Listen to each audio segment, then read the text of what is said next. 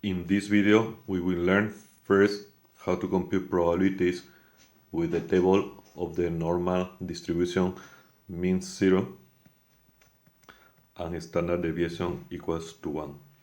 Suppose you want to compute the probability of a distribution normal 0, 1 less than or equal to 0.47. For that, you go to the table and look for the 0.4 on the left column and 0.07 because 0.47 will understand it as 0.4 plus 0.07.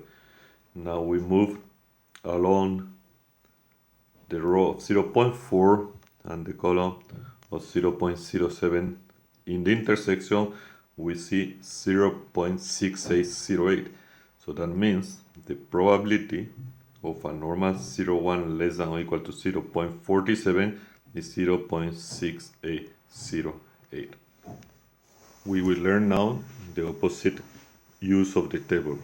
Find x so that the probability of a normal 0,1 less than or equal to x is equal to 0.7734.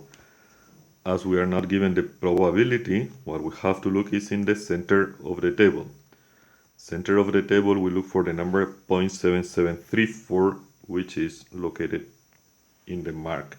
And now the corresponding x, we go to the leftmost 0.7 for the first decimal and then go up 5. So the probability of a normal 0,1 less than or equal to 0.75 is the given probability 7734.